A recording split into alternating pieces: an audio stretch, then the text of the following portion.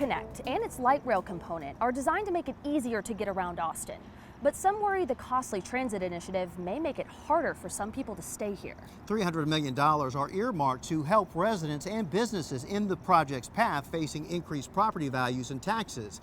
The city released this map showing the areas of displacement risk within a mile of the project. It's estimated more than 300,000 people and 135,000 households could be impacted. But is the funding enough? And how will it actually help those at risk?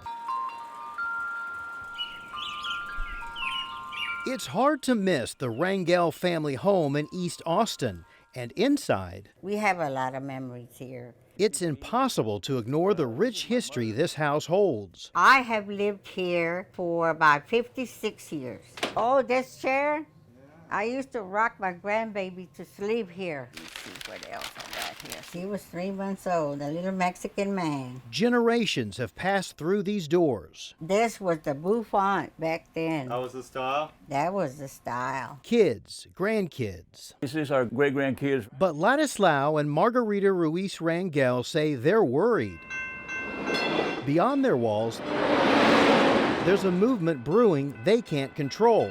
Their house sits in what the city calls an active displacement risk area because it's about 4 blocks away from where the Montopolis light rail station will be built. Red line to Leandro Station departs at 7. A component of Project Connect that connects downtown to the airport. So many changes. Over the years, they say they've been able to hold on to their home when some of their neighbors couldn't. The ones that are no longer living here have sold their property. And why is that? Because they can't afford the taxes. But the retired couple says the new transit system and the increased property values traveling with it may be the final straw. If it goes that high, there's a possibility we might have to, No, I don't think we could afford it.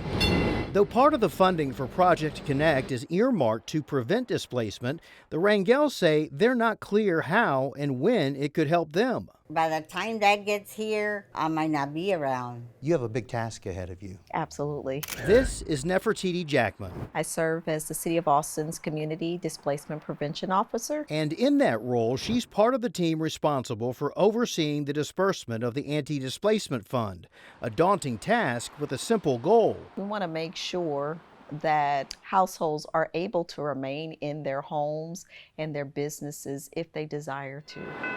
According to U.S. Census and city data, those areas within a mile of Project Connect lines and stations at risk for displacement are 61% communities of color and 67% low income.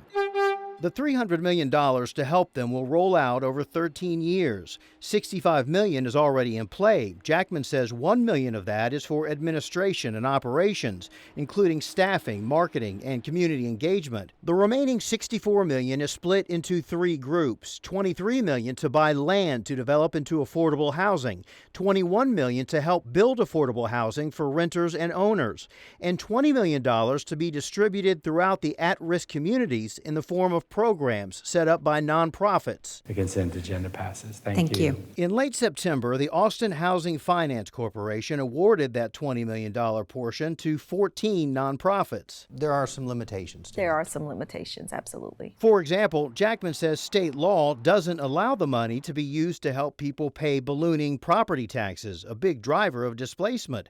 Instead, the nonprofits will design programs to use the money in other ways. The Workers' Defense Project was granted $2 million. The group's goal is to protect construction workers who live in the at-risk areas and may even work on Project Connect jobs. We want to make sure the workers who are actually working on these sites are protected and have basic protections like workers' compensation, making sure that they're actually getting paid on the job. Voters have considered and demanded that we do something different so that people are not displaced. I spoke with a family who's lived in a home for more than 50 years. They fear that they won't be able to afford to stay in that area any longer. How do these funds help people in that situation? We have programs to help expand and preserve home ownership opportunities. Among the programs the nonprofits will offer include assistance with rent, mortgage, utility bills, and home maintenance, as well as financial literacy programs and estate planning. Jackman calls the fund a historic investment because the anti-displacement money was part of the project from the start and with such a large amount. Still, you've been on the record saying before that the $300 million of anti-displacement money is not enough. How do you feel about it today? In addition to the $300 million, the city, we are still working on other strategies, other funding sources beyond just the Project Connect dollars. While all this unfolds, the Rangels continue to take pride in their property, building upon their past, all the while wondering what the future will hold. And I start thinking about that, and it makes me worry. It will take a few months for the nonprofits to organize their programs. They should start by February. And we know the city plans to get the word out on how people can apply for that help. Yes, they do. In fact, the spending has already started in some other areas, Avery. For example, with $10 million, the city bought an apartment complex in North Austin and is in the process of buying another one in Southeast Austin, all for affordable housing options, and is loaning money to a nonprofit to buy a fourplex, plus investing in developing rentals and homes to buy. As for accountability, the city is creating an online performance dashboard to show how your tax dollars are spent. That should be available by early next year.